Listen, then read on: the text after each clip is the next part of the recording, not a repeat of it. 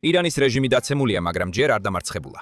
მაგრამ ახლო აღმოსავლეთში კიდევ ერთი რევოლუცია მიმდინარეობს. ეს არის ისრაელის რევოლუცია არაბულ სამყაროში. პირველად რავან ოსმანი, ჩემი ძვირფასი მეგობარი, კოლეგა და საპატიო სტუმარი აქ, ალშა კალალსატლანაზე, ჩვენს ახლო აღმოსავლეთში. ჩვენ გვაქვს შესაძლებლობა, რომელზეც თქვენ დიდი ხანია საუბრობთ, ბევრად ადრე ვიდრე მე ბედნიერება მქონდა თქვენთან შეხვედრისა. მაგრამ თქვენ საუბრობდით ისრაელის რევოლუციურ ცვლილებებზე არაბულ სამყაროში, არაბულ ენაზე. როგორც ახლო აღმოსავლეთის მკვიდრიც წარმომადგენელი, ყველა უმცირესობის სახელით ახლო აღმოსავლეთში და ასევე როგორც არაბი მუსლიმი უმრავლესობის თანამოაზრე ახლო აღმოსავლეთში. და ჩვენ გვაქვს ალბათ უპრეცედენტო მომენტი, როდესაც ისრაელი თავისი ტექნოლოგიებით, სამხედრო ძალითა და გამბედაობით რეალურად ანეიტრალოს ირანის რეჟიმი. მესიანური, ჯიჰადისტური, აპოკალიფტური, შიიტური, არაბული წარმოშობის არ მქონე ძალა, რომელიც რეალური თავდასხმების მხრივ არაბულ სამყაროს უფრო მეტად ესხმის თავს, ვიდრე ისრაელსა და შეერთებულ შტატებს. და ახალი შესაძლებლობა. თქვენ ასე შეაფასებით ამას. პირველ რიგში მადლობა დენ, ყოველთვის სასიამოვნოა თქვენთან ყოფნა. მადლობა. მეორეც, დიახ, ნამდვილად არსებობს შესაძლებლობა, რომ ისრაელმა დაიკავოს ახალი როლი ახლო აღმოსავლეთში. რა თქმა უნდა, ჩემი აზრით და ბევრი ისრაელის აზრითაც, ისრაელები ახლო აღმოსავლეთის მკვიდრნი არიან. ახლო აღმოსავლეთი არ არის ჯიჰადისტების მონოლითური ჯგუფი. იქნება ეს სუნიტები თუ შიიტები, საკმარისია. ჩვენ უნდა მივიღოთ ჩვენი კულტურული მრავალფეროვნება, ჩვენი უხვი კულტურული მემკვიდრეობა და ისრაელმა დაიწყო ეს პროცესი, როდესაც დააფუძნა თავისი ფესვები ებრაელების წინაპართა სამშობლოში. და ეს უნდა იყოს შთაგონება სხვებისთვის, რომ სუნიტები და შიიტები არ გააძევონ რეგიონიდან, არამედ ასწავლონ მათ, რომ ისლამამდე ისინი უკვე არსებობდნენ ჩვენს რეგიონში. და მათ აქვთ უფლება იცხოვრონ და განვითარდნენ ერთად აქ, ისე რომ არავინ გაანადგუროს მეორე. ასე რომ ისრაელი არის შთაგონების წყარო. და დღეს ჩვენ ვიმყოფებით ამ გზაჯვარედინზე, სადაც მტერი აღარ არის ისრაელი, როგორც წინააღმდეგობის ღერძმა უთხრა მსოფლიოს. დიდი ხნის განმავლობაში, მაგრამ განსაკუთრებით 1979 წლის ისლამური რევოლუციის შემდეგ. დღეს, როცა ნიღბები ჩამოვარდა, არაბულმა სამყარომ, სუნიტურმა სამყარომ უპირველეს ყოვლისა გაიგო, რომ კაცობრიობის, ცივილიზაციისა და მოდერნულობის მტერი არის ირანის ისლამური რესპუბლიკა და მისი პროქსი ძალები რეგიონში. მაშ ეილა, მოდი ავაშენოთ ეს ხიდები, გავხსნათ ეს არხები, რადგან ეს მომენტი აღარ განმეორდება და ჩვენ არ დაუშვებთ, რომ ის უბრალოდ გაიაროს, შანსის გამოხენებისა და რეალობის შეცვლის გარეშე, განსაკუთრებით მომავალი თაობებისთვის. იცი, ხშირად სვამენ კითხვას, რატომ დასჭირდა ამ მომენტს ასე დიდი დრო რომ დამდგარიყო? იმ აზრით, რომ ისლამური რევოლუცია მოხდა 1979 წელს, გაგრძელდა 1980-ში, როდესაც დიდმა აიათოლა ხომეინიმ პარიზიდან დაბრუნდა. იმ რევოლუციაში კომუნისტებმა ვერ გაიგეს, რომ რამდენიმე თვეში მათივე ისლამელი თანამემამულეები ციხეში ჩასვამდნენ. და ბევრს სიკვდილით დასჭიდნენ. და არაბული მსოფლიო შემდეგ გახდა მოწმე იმისა, თუ როგორ მიითვისა და ჩაიგდო ხელში მათი ქვეყნები ამ რადიკალურმა შიიტურმა, მესიანისტურმა, აპოკალიფტურმა რეჟიმმა. იმიტომ რომ მათი პროქსი სტრატეგია იყო ჰეზბოლას ლიბანში ჩაყენება და გარკვეულწილად ლიბანის დაპყრობა, მისი გატაცება. მისი საკუთარი ხალხისგან, ქრისტიანების, სუნიტების და დრუზების უმრავლესობისგან. და კიდევ ბევრი სხვა ლიბანში. ალავიტები, კიდევ ბევრი სხვა ლიბანში, რომლებიც არიან არაბები და არარაბები, მაგრამ შემდეგ ირანის ეგრეთ წოდებული ისლამური წინააღმდეგობის მიერ იქნენ დაპყრობილნი. იგივე ხდება ერაყში. თქვენ გაქვთ სახალხო მობილიზაციის ძალები. ზოგიერთი თვალსაზრისით ეხლა ისინი აკონტროლებენ ერაყის პარლამენტს. მე ირანის რეჟიმზე ვსაუბრობ. იგივე მოხდა შემდეგ. მათ გააფართოვეს კონტროლი ღაზაში, სადაც ყავთ სუნიტური ორგანიზაცია, მუსლიმთა საძმო, სახელად ჰამასი, რომელიც გახდა ისლამური რეჟიმის პროქსი. და რა თქმა უნდა, ჰათები იემენში. და ეს კიდევ უფრო ვრცელდება ლათინურ ამერიკაშიც, სადაც მათ აქვთ უზარმაზარი მხარდაჭერა და დომინირება. ასე რომ კითხვა ასეთია. რა გახდა მიზეზი, რომ ამ არაბულ ქვეყნებს განსაკუთრებით ამდენი წელი დასჭირდათ იმის სათქმელად, რომ საკმარისია? ეხლა ისინი ამას ჩუმად ამბობენ, მაგრამ რატომ არ თქვეს ეს ბოლო 47 წლის განმავლობაში? დავამატებდი იმასაც, რომ სულ ცოტა ხნის წინამდე ასადის რეჟიმი სირიაში ასევე ირანის არმია იყო. რატო ჩასვეს ჰეზბოლა მაგალითად ლიბანში და რატო დაუჭირეს მხარი, დააფინანსეს, გაწვრთნეს, გაზარდეს და გამოზარდეს ჰეზბოლა, მანამ სანამის ლიბანის სახელმწიფოზე ძლიერად არ იქცა. რატო გააკეთეს ეს? ლიბანელების მიმართ ბოღმის გამო? არა. რატომ დაუჭირეს მხარი ჰამას, მიუხედავად იმისა, რომ ეს არის სუნიტური ორგანიზაცია, რომელიც მუსლიმთა საძმოსთან არის დაკავშირებული. და ვინც რამე იცის სუნიტურ და შიიტურ ისლამზე, ესმის, რომ ისინი საუკეთესო მეგობრები არ არიან, ასე ვთქვათ. რატომ დაუჭერდნენ მხარს ჯგუფებს, რომლებიც იორდანიაში ან ეგვიპტეში მუსლიმთა საძმოსთან არიან დაკავშირებული? რატომ დაუჭერდნენ მხარს ასეთ კორუმპირებულ რეჟიმს, როგორიცაა ასადის რეჟიმი, რომლებიც ფაქტობრივად კრიმინალები იყვნენ? ისინი ნარკოტიკებით ვაჭრობდნენ. ეს იყო ნარკოკარტელი, რომელიც თანამშრომლობდა ჰეზბოლასთან, აფინანსებდა მათ ტერორისტულ ოპერაციებს ნარკოტიკებით, ნარკოტიკული საშუალებებით. რატო გააკეთეს ეს ყველაფერი? მათ თქვიანურად შექმნეს და გარშემო შემოარტყეს ისრაელი. ისინი ცდილობენ ებრაელები გააძევონ რეგიონიდან. რატომ დააწესა ხომეინიმ ცნობილი ალ-ქუდსის დღე იერუსალიმის დღე? რატომ ასეთი აკვიატება იერუსალიმზე? შეიძლება ეს უკავშირდება სუნიტურ და შიიტურ საშინპურ სამყაროს შორის მეტოქეობას? წარმოიდგინეთ, რომ ირანელები სუნიტურ უმრავლესობას ეჯიბრებიან. ციფრები ისეთია, რომ შიიტები სუნიტური სამყაროს მხარდამჭერთა რაოდენობას ვერ შეედრებიან. თუნდაც თითოეულს 10 შვილი ჰყავდეს. და სუნიტებს აქვთ მექა, ისლამის უწმინდესი ადგილი, ისინი მუსლიმური სამყაროს ლიდერები არიან. გარდა იმ შემთხვევისა, როცა ხომეინი დაბრუნდა და თავის მისიად დაისახა დაჩაგრული ღარიბი პალესტინელის გათავისუფლება, დაჰპირდა მსოფლიოს იერუსალიმის გათავისუფლებას. ეხლა წარმოიდგინე, რომ მას შეეძუოს იერუსალიმის გათავისუფლება და ებრაელების პატარა სატანის ხელიდან მისი წართმევა და ისრაელის განადგურება. ისინი იქნებოდნენ არა მხოლოდ ღირსეული მუსლიმების ლიდერები, არამედ მთელი მსოფლიოს იმ სასარგებლო იდიოტებისაც, მათ შორის რადიკალი მემარცხენეების და კომუნისტების.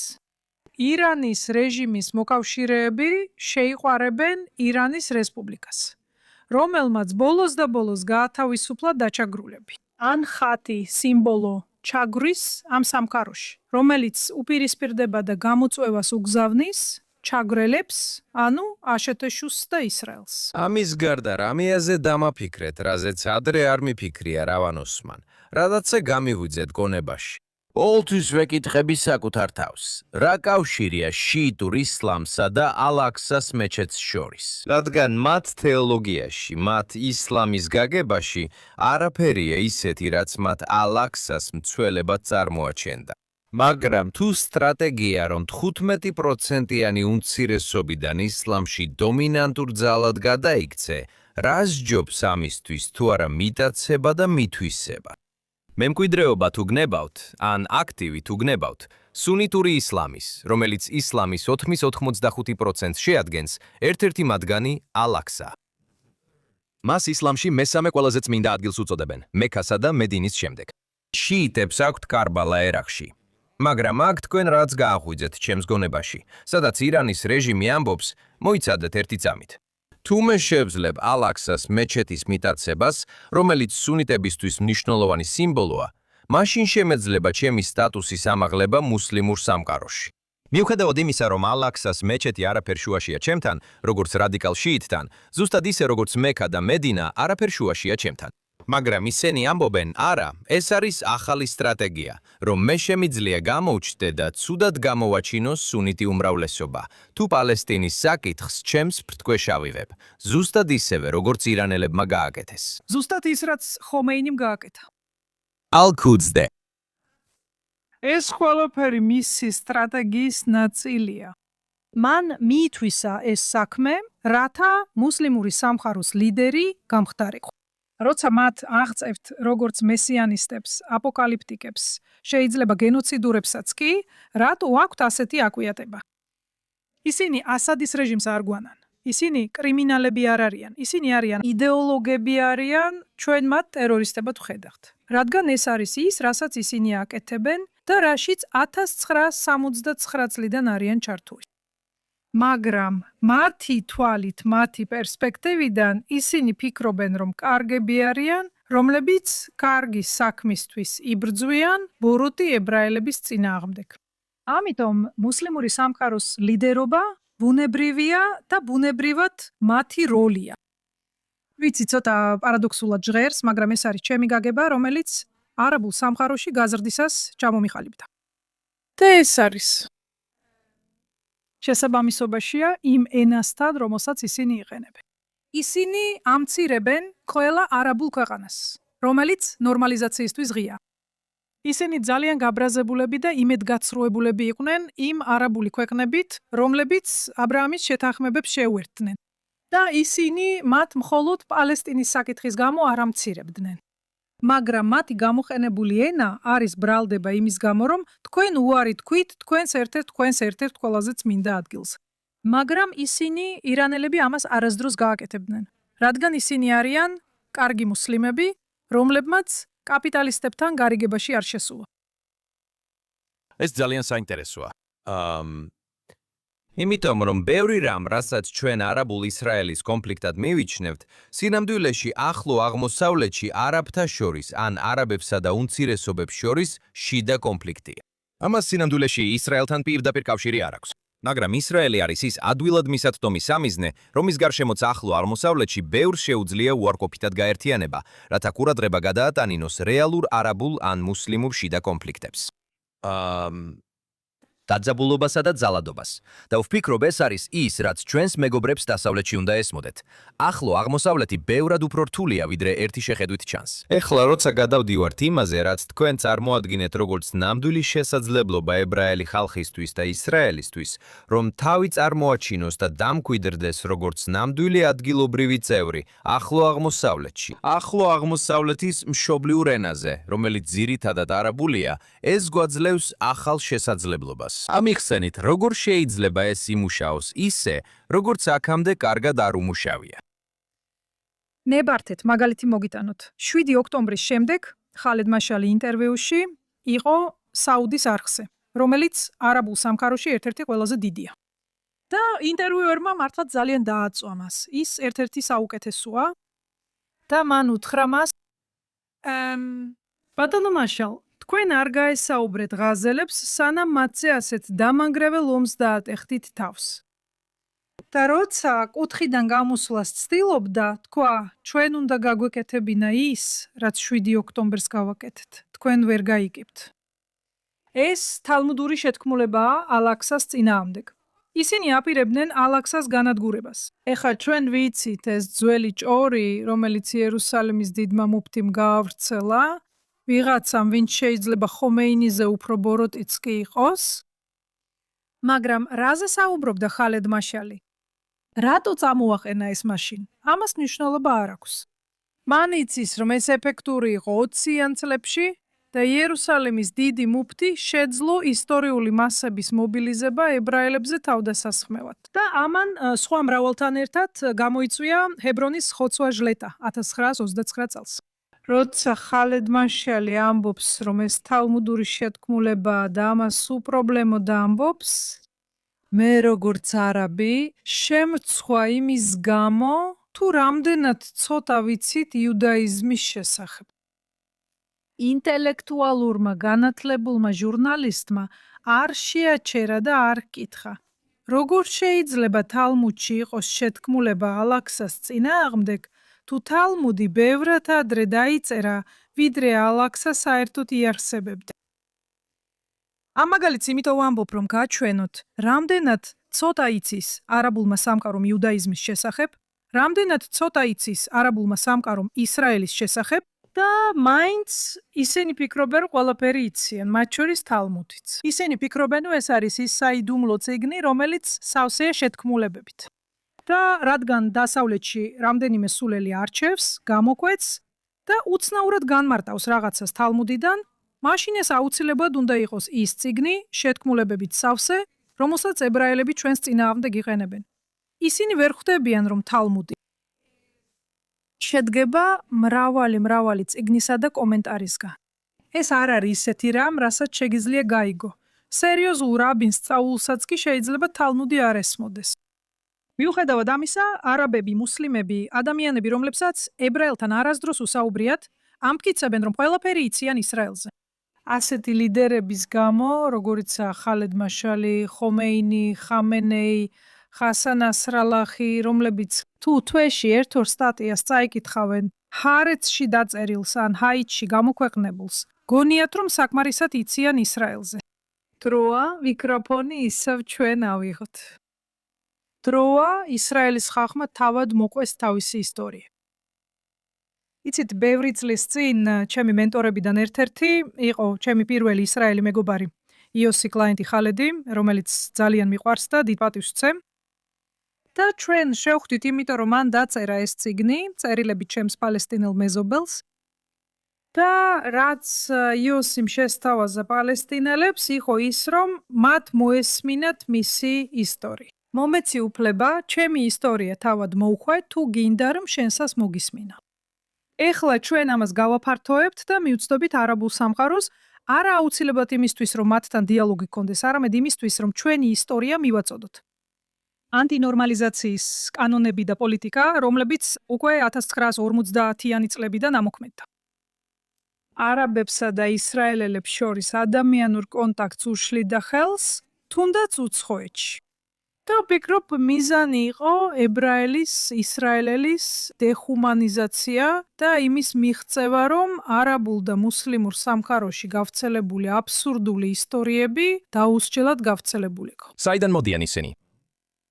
ეს არის ნაზავი. ეს არის ძველი ანტისემიტური ქრისტიანული ისტორიების ნაზავი, რომლებიც ძირითადად ევროპიდან მოდის, მაგრამ ასევე სიძულვილის ან ამ დაბალი სტატუსის, რომელიც ციგნის ხალხს აჰლალ კიტაბს, ქრისტიანებსა და ებრაელებს მიენიჭათ მუსლიმური მმართველობის ქვეშ. ეს ნიშნავს დიმის, რასაც ისინი დიმის სტატუსს უწოდებენ. დიმიტუდია, ანუ დიმიტუდის სტატუსით შტაგონებული, რომელიც ქრისტიანული ევროპული ანტისემიტიზმით იყო შტაგონებული და ამას დაუმატეთ ყველა შეთქმულება, სიძულვილი, პოლიტიკურად მოტივირებული სიძულვილი ებრაელების მიმართ. მას შემდეგ, რაც არაბმა ლიდერებმა გაიგეს სიონისტური მოძრაობის შესახებ, სიონისტური პროექტების შესახებ, ჯერ კიდევ ებრაული სახელმწიფოს დაარსებამდე, ყველა ის ჭორი, შეთქმულების თეორიები და ჭორები, რომლებიც განზრახ ვრცელდებოდა ებრაელების წინააღმდეგ სიძულვილის გასაღვივებლად, სიონისტური პროექტის წინააღმდეგ ბრძოლისა და შეჩერების მიზნით, მიგვიყვანა იქამდე, სადაც დღეს ვართ. მაგრამ 70 წლიანი გაუცხოების შემდეგ, სადაც ადამიანები ნამდვილად სჯერათ, განსაკუთრებით სირიის ან ერაყის სოფლებში, გამიკვირდება თუ ვინმე ლიბანში ამას დაიჯერებს, ჯერებს.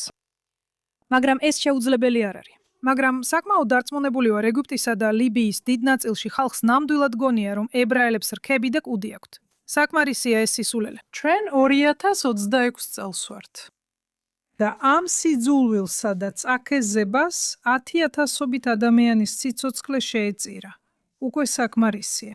ამიტომ ვთავაზობ, რომ ისრაელში ყველა, ვისაც ამის საშუალება აქვს, დაიწყოს თავისი ამბების მოყოლა. ებრაელებო, ისრაელებო, დაიწყეთ თქვენი ამბების მოყოლა. და შეგნებულად ვამბობ ებრაელებს და ისრაელებს, რადგან მინდა რომ ებრაელებმა მოუხვეთ სოფლიოს რუსულად, თურქულად, გერმანულად, არაბულად, ებრაულად, მოუხვეთ თქვენი ამბები. და ისრაელებო, ებრაელებო და არაებრაელებო, მოუხვეთ თქვენი ამბები. რას ნიშნავს იყო სიონისტი?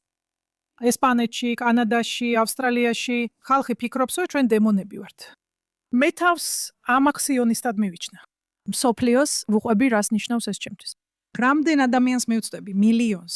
ჩვენ გვჭირდება არმია ისრაელელებისა და ებრაელების, რომ დაიწყონ ამ ისტორიების მოხოლა. განსაკუთრებით არაბულად, განსაკუთრებით. არაბულად და სხვა ენებზე, მაგრამ ჩვენ დავამატებთ არაბულ სუბტიტრებს. ამიტომ შევუერთდი JCFA-ს. ეს არის პროექტი, რომელიც თქვენთან მოვიტანე. მოდით დავიწყოთ იმ ადამიანებისთვის ახსნა, ვინც ფიქრობს, რომ მონსტრები ვართ. რას ნიშნავს იუდაიზმი? რას ნიშნავს სიონიზმი? როგორ ყვავის ისრაელი ყველა სირთულის მიუხედავად? ფიქრობ ძალიან დაგვეხმარება თუ ისრაელელებს ადამიანურად წარმოვაჩენთ და ავუხსნით ხალხს, რაზეა ეს ქვეყანა. რატო დაბრუნდნენ ებრაელები სწორედ აქ, ამ პლანეტის ყველა კუთხიდან? რამდენჯერ არის იერუსალიმი მოხსენიებული ყოველდღე ებრაულ ლოცვაში? ეს არ არის საკითხი იმისა, ეს არ არის კოლონიური პროექტი. ეს ძიძველია. ებრაელები აქ არ მოსულან ქვეყნის გამოსაძალად, რომ მოეპარათ პალესტინის არაბული მიწის სიმდიდრეები. რას გულისხმობთ, როცა ვამბობთ პალესტინას, პალესტინის ბრიტანულ მანდატს? მახსოვს გოლდა მეირის ძალიან ცნობილი და დღემდე ვირუსული განცხადება. რას გულისხმობთ, როცა ამბობთ პალესტინელს? მე პალესტინელი ვარ. ჩვენ პალესტინური პასპორტი გქონდა. ასე რომ, ჩვენი პრობლემა ძირითადად მასების უცოდინრობაა. და პროფესიონალ ანტისემიტებსა და ლიდერებს შორის ეს ბევრად უფრო რთულია. ვინაც იკვებება ებრაელების აღელვებით. უნდა გავავლოთ განსხვავება, საუბრობ თუ არა აკადემიკოსებზე დასავლეთში, თუ არაბულ სამყაროში. წარმოიდგინეთ, არაბულ სამყაროში აკადემიკოსები. სერიოზულად აღიქვამენ ისეთ წიგნებს, როგორიცაა სიონის ბრძენთა პროტოკოლები. ეს ჩვეულებრივი ლიტერატურაა. დამასკოში $1 ნაკლებად ვიყიდე სიონის ბრძენთა პროტოკოლებისა და ადოლფ ჰიტლერის მაინ კამფის არაბული გამოცემები. ეს ერთ-ერთი ყველაზე პოპულარული წიგნია არაბულ სამყაროში. ის მთელ ღაზის სექტორში იპოვეს ჰამასთან ბოლო ომის დროს. ეს საერთოდ არ მაკვირვებს. არაბულ ქალაქებში ის ყველგან იყიდება. არ ვიტყოდი ამას, ვერ წარმოვიდგენ, რომ მაინ კამფს იპოვით არაბეთის გაერთიანებულ საემიროებში, ბაჰრეინში ან თუნდაც საუდის არაბეთში. ეს ახლოს იყო გაწევრიანებასთან. ფიქრობ, ეს ძალიან მნიშვნელოვანი საკითხია, რასაც ახლა აღნიშნავთ. რადგან არის, ჩვენ საუბრობდით რამდენიმე ძალიან კარგ მეგობართან და კოლეგასთან. არიელ და მიხაელ ვარშოვსკი, რომლებიც მართლაც მნიშვნელოვანი ინტელექტუალური მოაზროვნედი არიან ებრაულ სამყაროში, ნიუ-იორკში და აქტიურად არიან ჩართული ჩვენთან ერთად იერუსალიმის ცენტრში. და მათ კიდევ რაღაცა აღნიშნეს, მათ რაღაც გამოკვეთეს საუბარში, რომელიც ჰოლიცთან ერთად მქონდა მათთან. და ეს არის ის, რომ ახლა არაბული სამყაროს ნაწილებში, განსაკუთრებით სპარსეთის ყურეში, გარდამტეხი მომენტია, სადაც მიმდინარეობს რეფორმა სკოლაში, სასკოლო წიგნების წარმოების სისტემაში, დისკურსსა და აკადემიაში. იქ, სადაც ისინი თავს არიდებენ ებრაელების დემონიზაციას და მიესალმებიან ებრაელებს, რომ თავიანთი ისტორია თავად მოყვნენ არაბულ ენაზე.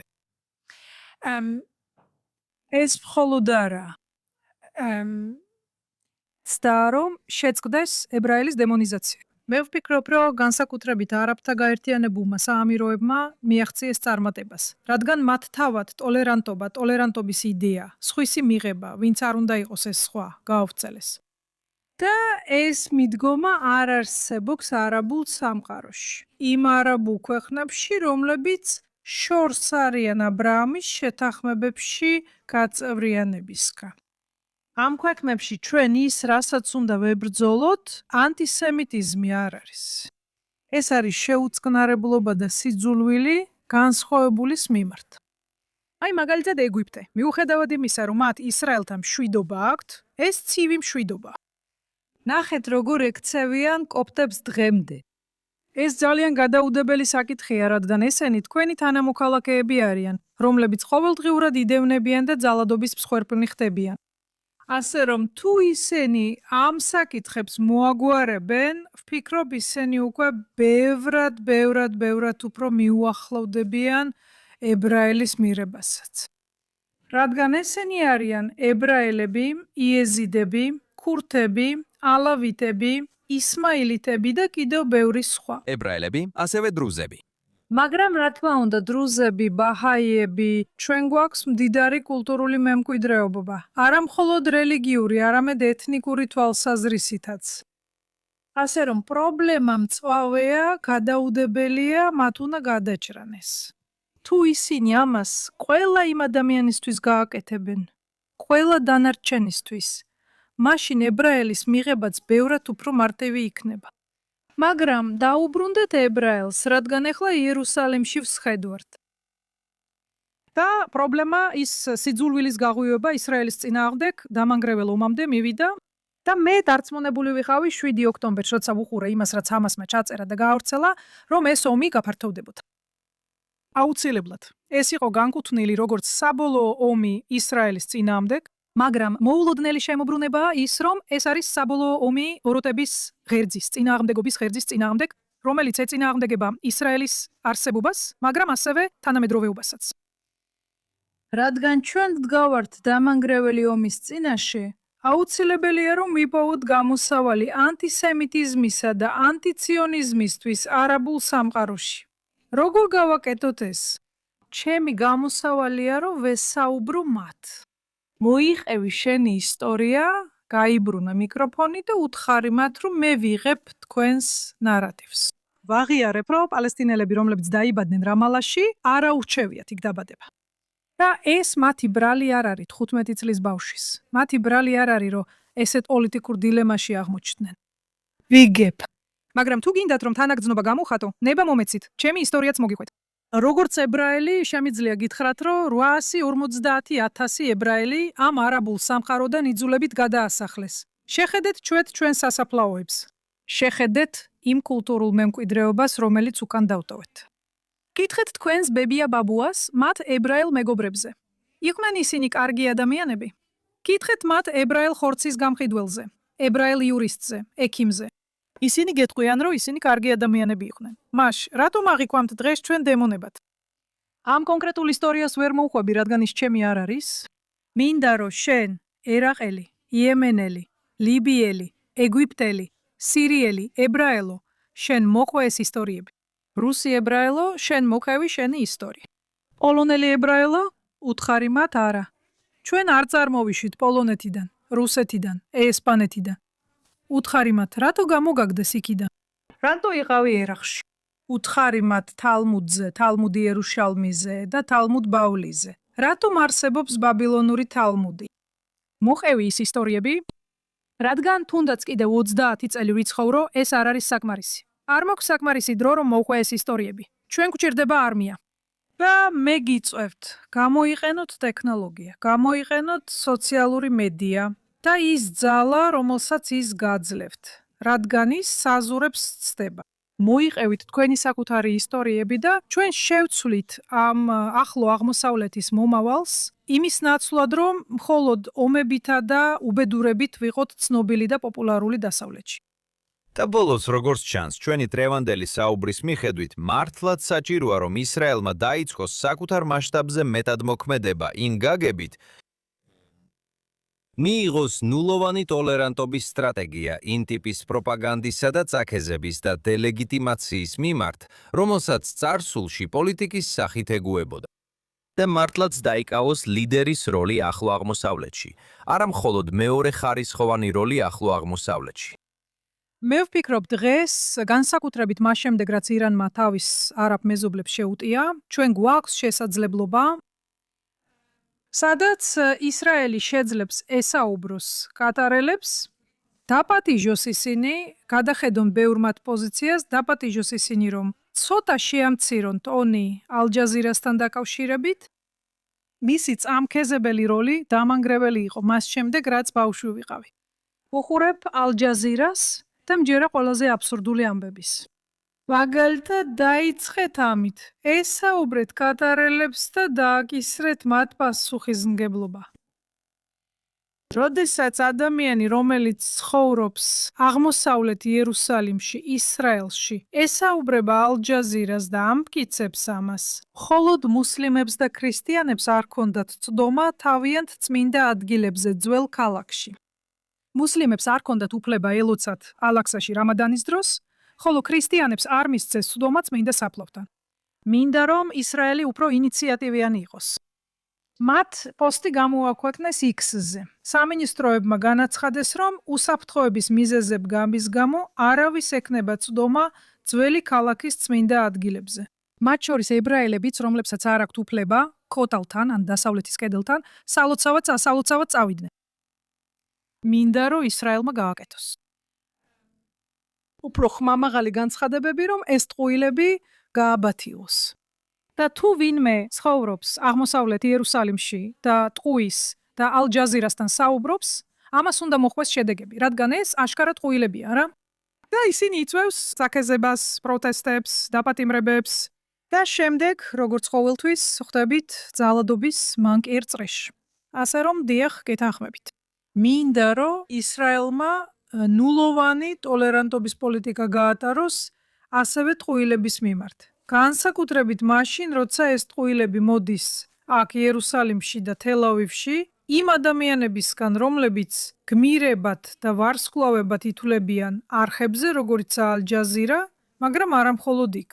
და ისინი განაგრძობენ ამ ქვეყნების კრიტიკას და აშკარად ტყუილების გავრცელებას. კარგი, ბევრი რამ გვაქვს გასაკეთებელი და ძალიან გაგვიმართლა, რომ თქვენ ხართ ამი ისლამის ნაწილი. და ველით კიდევ ბევრ დისკუსიას ალ-შაქარ ალ-სატლანაზე, რადგან ეს ნამდვილად ჩვენი ახლო აღმოსავლეთია ყველასთვის. ებრაელები, არაბები, მუსლიმები, ქრისტიანები, დრუზები, ქურთები, ირანელები, აზერბაიჯანელები, ღმერთო ჩემო, თურქმენები, ალავიტები, ეს რეგიონი ყველასთვისაა. და ვფიქრობ, ეს არის ნეშამა, სული და თქვენი ხედვების ქვედინაშენი. მადლობა რავან ოსმანი, კარგო მეგობარო და კოლეგა, JCFA-ის უფროსო მეცნიეროა. ჩვენ ნამდვილად ვიწრევთ ჩვენს მსმენელებს და მაყურებლებს. შემოგვიერთდნენ და მხარი დაუჭირონ ამ უპრეცედენტო გზას ისრაელისკენ. თავისი ისტორიის მოყოლა განსაკუთრებით არაბულ ენაზე, ინგლისური სუბტიტრებით, აერთიანებს არაბულ აღმოსავლეთსა და დასავლეთს ერთდროულად. დიდი მადლობა, დანი. მოდით გავაკეთოთ ეს. და დაე, ჩვენ სიცოცხლეში ვიხილოთ მშვიდობა. და შენ, ახლო აღმოსავლეთო, სადაც ბეირუთში ვახშმობას შევძლებთ. ვახშამი ბეირუთში ძალიან კარგად ჟღერს. და ლიბანელმა მეგობრებმა დაპატიჟონ ისინი ვახშამზე იერუსალიმსა და თელ-ავივში. ინშალა. ბეზრათ ჰაშემ, ბეზრათ აშემ. დიდი მადლობა. გმადლობთ.